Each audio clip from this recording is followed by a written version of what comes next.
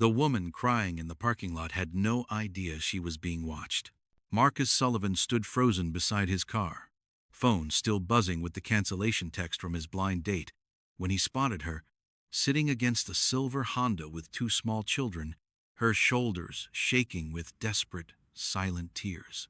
He almost walked away, almost drove home to his empty apartment and forgotten about the evening entirely. But something about her face, something about the careful way she tried to hide her breakdown from her kids, made him step closer.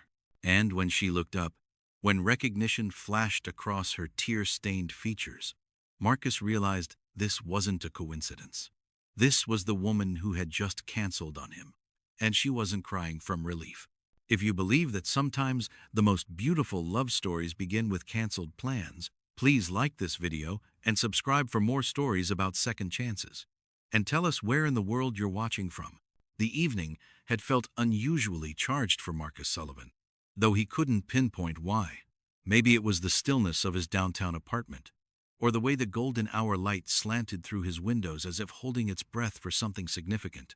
He had chosen his outfit with uncommon deliberation, smoothing the wrinkles from his navy button-down and running his fingers through his dark hair twice. Then a third time just to be certain. Tonight was supposed to represent progress. A small step, perhaps, but still movement forward after 2 years of careful isolation. His sister Rachel had arranged this blind date with gentle persistence, wearing down his resistance over months of Sunday dinners and concerned phone calls. "You can't honor Emma's memory by shutting yourself off from life forever," she'd said. And though the words stung, Marcus knew she was right. Emma, his college sweetheart, his fiancée, the woman who was supposed to become his wife exactly 2 weeks after that rainy Tuesday when a drunk driver ran a red light. The engagement ring still sat in his dresser drawer, a beautiful reminder of dreams that died on impact. But tonight felt different. Tonight, he'd finally said yes to possibility. Marcus checked his reflection one final time, catching sight of the small framed photo on his nightstand. Emma's bright smile looked back at him, frozen in eternal happiness from their last vacation together. He touched the frame gently, whispering the same words he'd spoken every day for 2 years. "I love you. I'll always love you. But I think you'd want me to try." The restaurant was only 15 minutes away, but Marcus had given himself 30, needing the extra time to settle his nerves. Sarah Chen, that was her name. Rachel had shown him her photo. Warm brown eyes, shoulder-length black hair, a genuine smile that reached her eyes. A pediatric nurse finishing her degree, recently moved to the city. That's all he knew. And maybe that was enough. Marcus grabbed his keys and wallet, pausing at the door as an unexpected wave of anxiety washed over him. What if he'd forgotten how to do this? What if the conversation felt forced, artificial? What if every moment reminded him of what he'd lost instead of what he might find? He shook his head, pushing the doubts away. One dinner, one conversation, one small step back into the world of the living. The drive to Bella Vista took him through the heart of downtown, past the coffee shop where he and Emma used to study for finals, past the park where he'd proposed on a snowy December evening. He'd learned to navigate these memory landmines over the past 2 years, acknowledging them without letting them derail his entire day. Marcus pulled into the restaurant parking lot at exactly 7:15, 15 minutes early as planned. The evening air was warm and inviting, carrying the scent of jasmine from the landscaping and the distant sound of laughter from the outdoor patio. He sat in his car for a moment, gathering courage, when his phone buzzed against the dashboard. The message was brief, clinical in its simplicity. "Sorry, can't make it tonight. Something came up." No explanation, no apology, no suggestion to reschedule. Just the stark finality of another evening alone. Marcus stared at the screen, waiting for the familiar sting of rejection, but it didn't come. Instead, he felt something unexpected.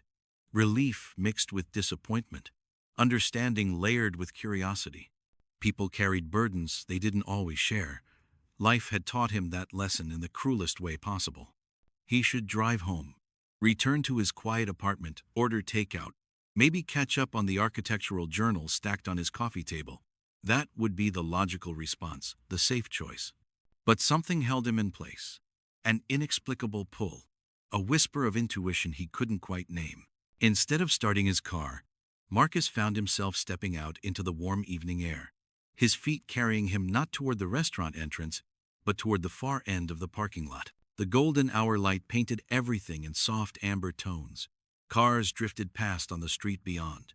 Families heading home from dinners and weekend errands, their headlights beginning to flicker on as dusk approached. The ordinary rhythm of life continuing its eternal dance. That's when he saw her. Near the edge of the lot, sitting against the side of a silver Honda Civic, was a woman with her knees drawn close to her chest, her shoulders shaking with silent, desperate sobs. Two small children sat beside her, a boy who looked about 6 and a girl no older than 4, watching their mother with wide, confused eyes that held too much understanding for their age. The woman's clothes were neat but showed signs of careful maintenance.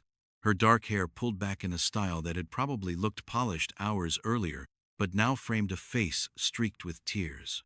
She clutched a phone in her trembling hands, staring at the screen as if it had just delivered devastating news. Marcus hesitated, not wanting to intrude on such a private moment of pain. But something about the scene, the careful way she tried to muffle her sobs for her children's sake, the protective way the little boy had placed his small hand on her arm, the way the little girl offered her a crumpled tissue from her pocket, pulled him forward. As he drew closer, recognition hit him like a physical blow. The heart-shaped face, the shoulder-length black hair, the delicate features he'd studied in the photo Rachel had shown him. This was Sarah Chen, the woman who had just canceled their date.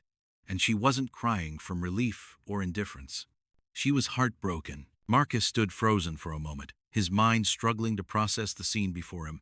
This wasn't how canceled dates were supposed to look. There should have been relief, maybe guilt, perhaps the casual dismissal of someone who'd simply changed their mind. Instead, he witnessed raw devastation, a woman coming apart at the seams while trying desperately to hold herself together for the sake of 2 small children who depended on her strength. The little boy noticed him first, his protective instincts kicking in as he shifted closer to his mother.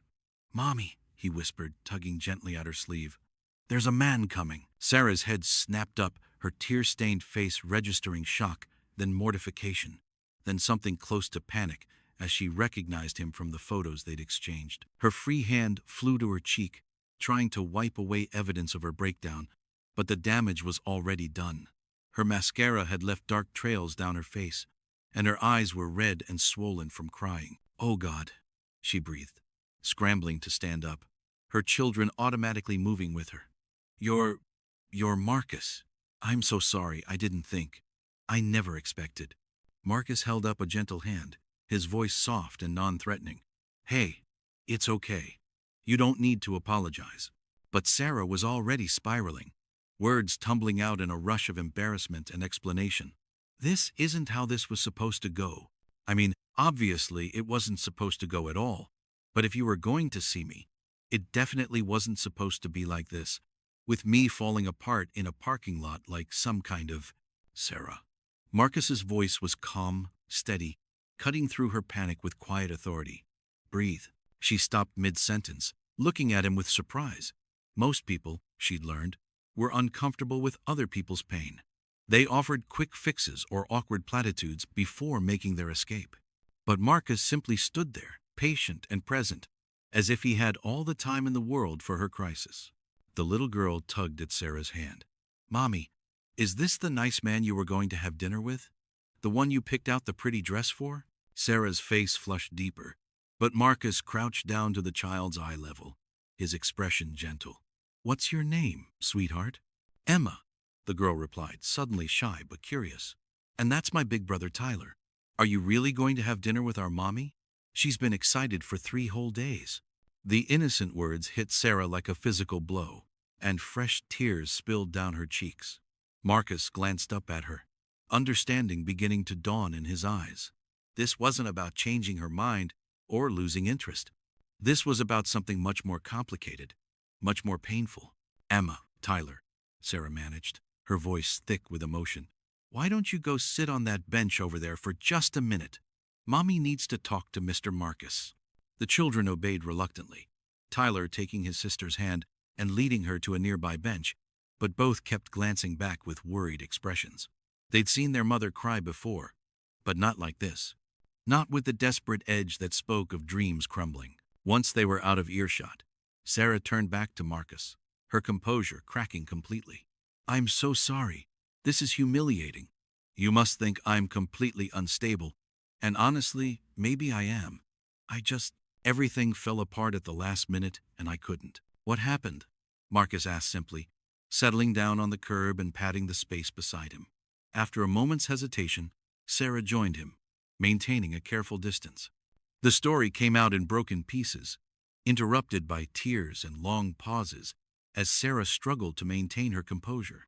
Her babysitter had canceled 30 minutes before she was supposed to leave, claiming a family emergency. Sarah had scrambled to find alternatives, calling her neighbor, her study group partners, even considering asking her ex-mother-in-law despite their strained relationship. "I was so excited," she whispered, staring at her hands. "I know that sounds pathetic, but I was. It's been 18 months since David died, and I finally felt ready to try. Just try. Rachel spoke so highly of you, and when I saw your photo, I thought maybe—" She trailed off, shaking her head. "But then Mrs. Rodriguez canceled, and I had no one else to call. I thought about bringing them with me, explaining the situation. But look at me." She gestured to her tear-streaked face, her wrinkled blouse. "I couldn't walk into a nice restaurant looking like this, with two confused kids asking questions. So I sat here trying to figure out what to do, and I just broke."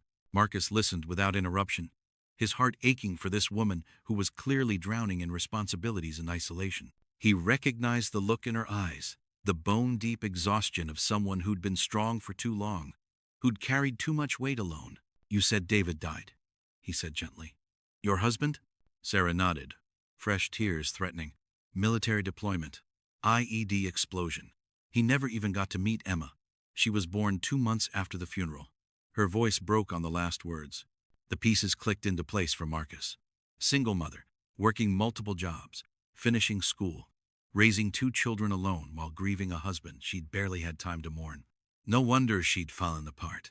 The miracle was that she'd held it together this long. "Sarah," he said quietly, "look at me." She raised her eyes reluctantly, expecting to see pity or discomfort, or the polite distance people usually maintain from other people's tragedies. Instead, she saw understanding, deep, genuine understanding that spoke of personal experience with loss. "You didn't cancel because you didn't want to meet me," he said. "You canceled because you're drowning, and you didn't want to drag me down with you." The accuracy of his assessment made her sob harder, but there was relief in being seen, truly seen, for what she was. Not dramatic or unstable, but overwhelmed and alone. Before we see how this story ends, if Sarah and Marcus's journey is touching your heart, please share this video with someone who needs to believe in love again. Marcus watched Sarah's shoulders shake with the weight of months, maybe years, of suppressed emotion. He understood that particular kind of breakdown, the moment when the careful facade you've built to protect yourself and others finally crumbles under the pressure of trying to be strong enough for everyone. "I have an idea," he said softly, waiting for her to look at him. "There's a family diner right across the street. Nothing fancy, nothing that requires reservations or dress codes. Just good food, and a place where kids can be kids without anyone batting an eye." Sarah wiped her nose with the back of her hand, looking skeptical. "Marcus, you don't understand. I'm a mess. This whole evening is a disaster. You should just go home and pretend this never happened." "What if I don't want to pretend it never happened?" he asked, his voice gentle but firm. "What if this is exactly what was supposed to happen?" Before Sarah could respond, Tyler appeared at her elbow, having abandoned his post on the bench despite her instructions. "Mommy, Emma's getting hungry, and she wants to know if the nice man is coming to dinner with us. She says he has kind eyes like Daddy did." The innocent observation hit both adults like a physical blow. Sarah's face crumpled again, but Marcus felt something shift in his chest. A recognition, a rightness he hadn't expected. "Tyler," Marcus said, crouching down to meet the boy's serious gaze, "would you like to go get some chicken nuggets and maybe some ice cream? I know a place that has really good chocolate chip pancakes too." Tyler's eyes lit up, but he looked to his mother for permission. "Can we, Mommy, please? I promise I'll eat all my vegetables first." Sarah looked between her son's hopeful face and Marcus's patient expression, feeling the weight of decision. Every instinct told her to decline, to gather her children and retreat to the safety of their small apartment where disappointment couldn't find them. But Emma had wandered over too, slipping her small hand into Marcus's with the fearless trust that only children possessed. "Are you really going to have dinner with us?" Emma asked, tilting her head up at him. "Mommy put on her special perfume and everything. She only wears that when something's really important." "Emma," Sarah whispered, mortified. But Marcus was smiling, the first genuine smile she'd seen from him. "Well, if your mommy wore her special perfume, then this must be very important indeed," he said solemnly to Emma. "I think dinner sounds perfect." The walk across the street felt surreal to Sarah. 20 minutes ago, she'd been sobbing in a parking lot, convinced her evening was ruined. Now she was crossing the street with a man she'd only just met, her children chattering excitedly about pancakes and ice cream, feeling like she'd stepped into someone else's life. Mel's family diner was exactly what Marcus had promised. Warm, welcoming, and blissfully unpretentious. The hostess, a woman in her 60s with kind eyes and a genuine smile, took one look at their little group and led them to a corner booth with extra space for the children. "First date?" she asked with a knowing wink as she handed out menus. "Something like that," Marcus replied, and Sarah felt her cheeks burn with embarrassment. But as they settled into the booth, Tyler and Emma on one side, Sarah and Marcus on the other, something magical began to happen. The children's natural enthusiasm filled the awkward spaces that might have existed between two adults trying to navigate an unconventional first meeting. Tyler launched into an animated explanation of his Pokemon card collection, while Emma insisted on showing Marcus the butterfly design on her sneakers. "She's obsessed with butterflies," Sarah explained, relaxing slightly as she watched her daughter's animated gestures. "She has butterfly everything. Clothes, backpack, even butterfly-shaped pasta that she insists on for lunch every day." "Butterflies are pretty amazing," Marcus agreed seriously, examining Emma's shoes with appropriate reverence. "Did you know they can see colors that humans can't even imagine?" Emma's eyes went wide. "Really? What colors?" "Well, that's the thing," Marcus said, leaning in conspiratorially. "We can't even describe them because we've never seen them. But butterflies can see ultraviolet light, which means flowers look completely different to them than they do to us." Sarah found herself watching this exchange with growing amazement. Marcus wasn't just tolerating her children's presence. He was engaging with them, speaking to them like they were real people, with thoughts and opinions worth hearing. It had been so long since she'd seen an adult interact with Tyler and Emma without that slightly strained patience that most people reserved for other people's children. When the waitress came to take their order, Tyler confidently requested chicken nuggets and chocolate milk, while Emma asked for pancakes with lots and lots of syrup. Sarah ordered a simple salad, her appetite still shaky from the emotional upheaval of the evening. "Make that 2 orders of the chocolate chip pancakes," Marcus told the waitress, then looked at Sarah with a gentle smile. "Trust me, you need comfort food tonight, not rabbit food." As they waited for their food, the conversation began to flow more naturally. Tyler told Marcus about his school, his best friend Jake, and his ambition to become either a dinosaur scientist or a firefighter, depending on the day. Emma shared her extensive knowledge of butterfly facts, most of which were charmingly inaccurate but delivered with absolute conviction. Sarah found herself relaxing for the first time in months, watching her children bloom under Marcus's attention. But it was more than just politeness or tolerance. There was something genuine in the way he listened to Tyler's rambling stories, the way he seriously considered Emma's questions about whether butterflies had favorite colors. "You're really good with them," she said quietly during a lull in the conversation while the children were busy coloring on their kids' menus. Marcus glanced at her, something unreadable flickering across his face. "I like kids. Always have. I just haven't been around them much lately." There was a story there, Sarah realized. Pain that matched her own, carefully hidden beneath his gentle demeanor. She wanted to ask, but before she could find the words, their food arrived, and the moment passed. But as she watched Marcus help Emma cut her pancakes and listened patiently to Tyler's detailed explanation of why dinosaurs were definitely better than dragons, Sarah felt something she hadn't experienced in 18 months. Hope.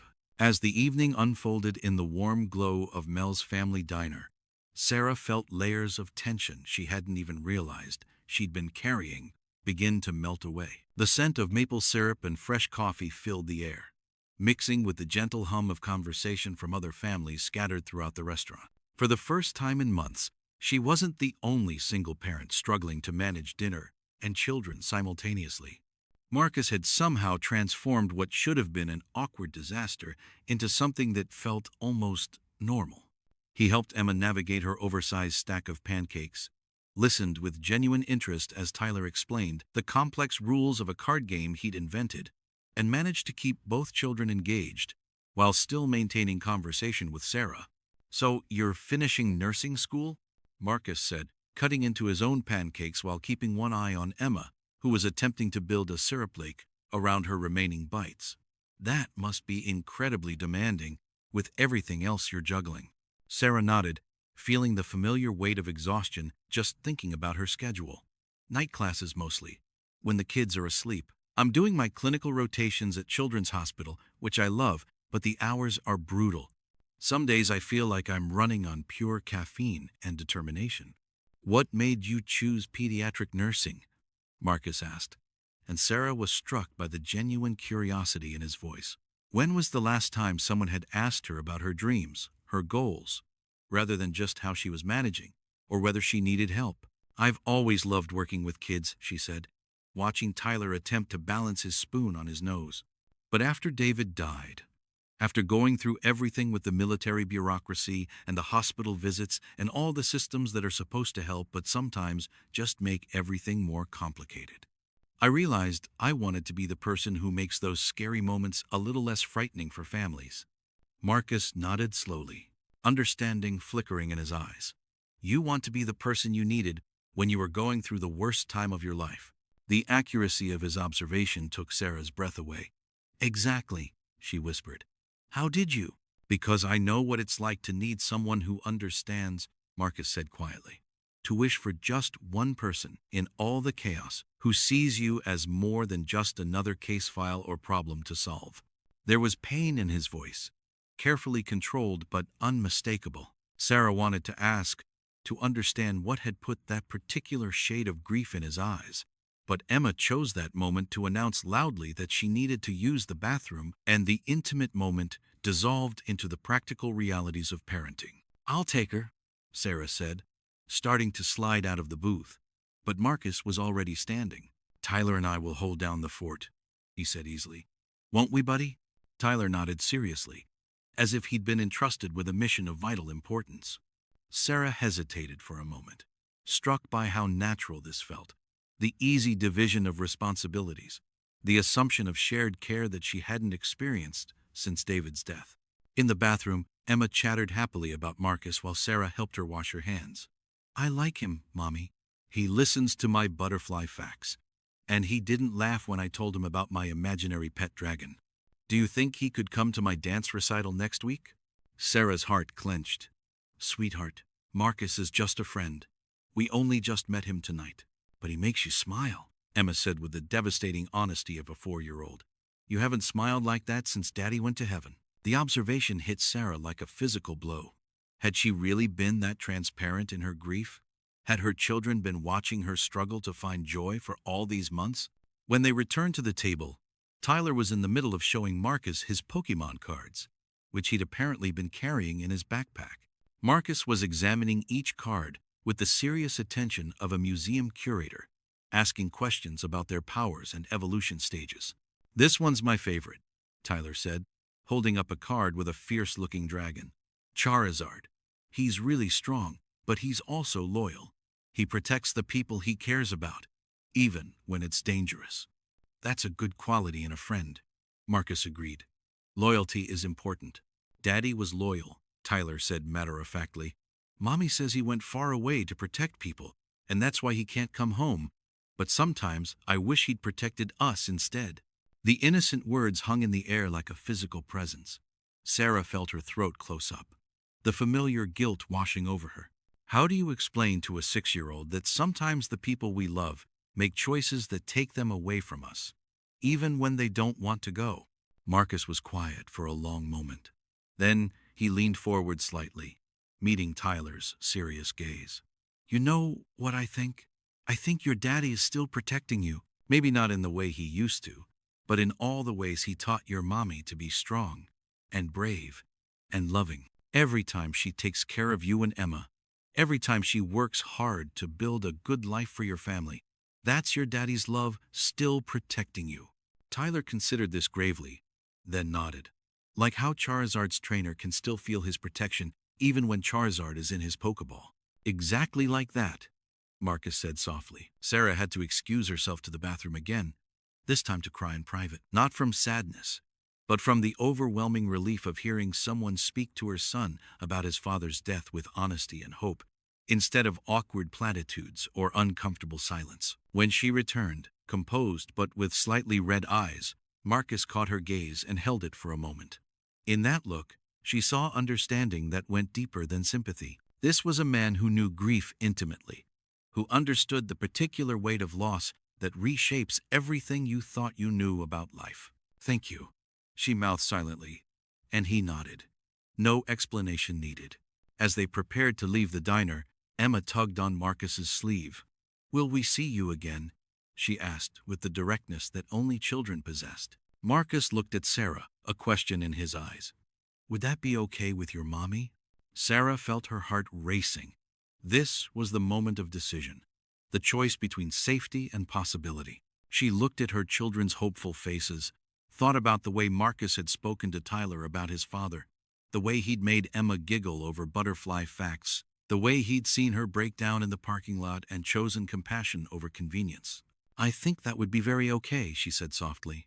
The walk back to the parking lot felt different than the journey across the street hours earlier. The evening air had cooled slightly, carrying the scent of night-blooming jasmine and the distant sound of traffic settling into its nighttime rhythm.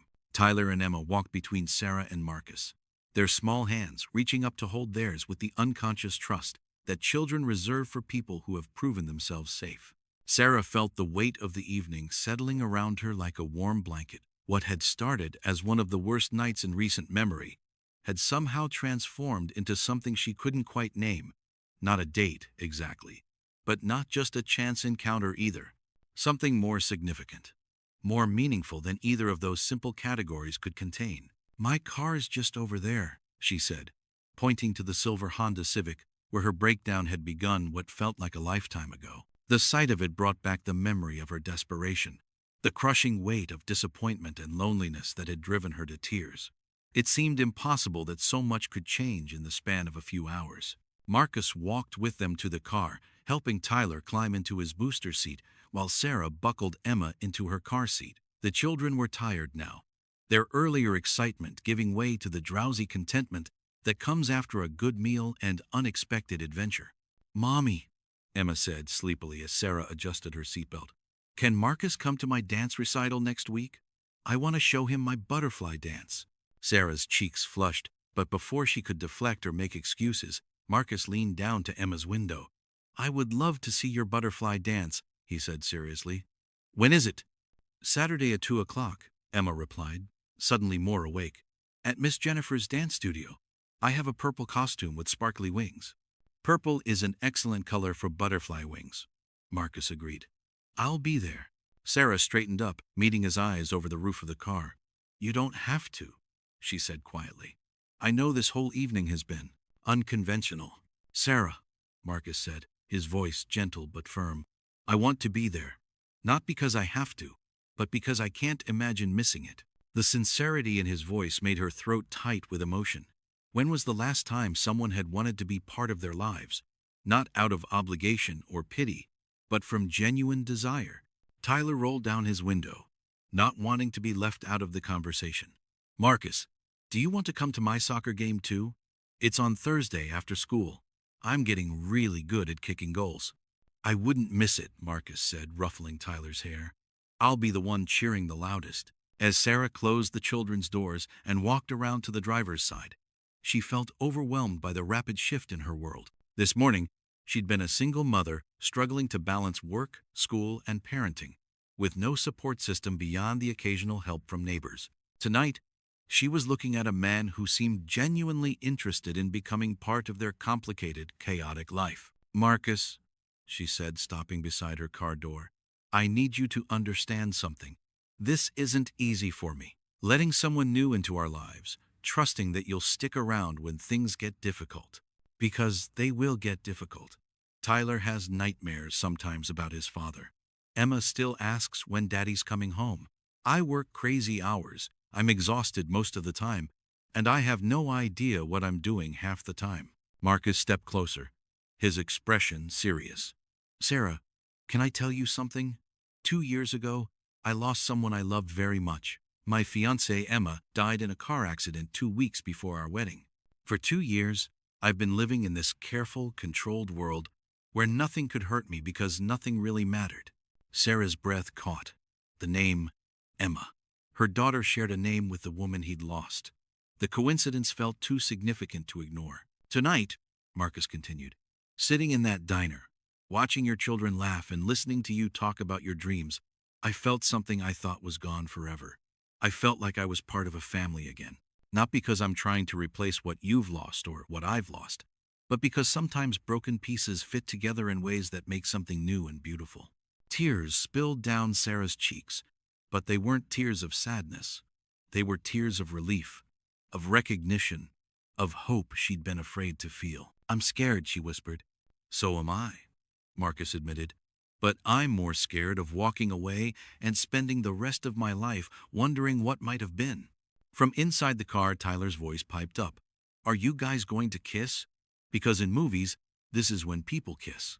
Both adults laughed, the tension breaking into something lighter, more manageable. Sarah wiped her eyes, shaking her head at her son's timing. Not tonight, buddy, Marcus called back.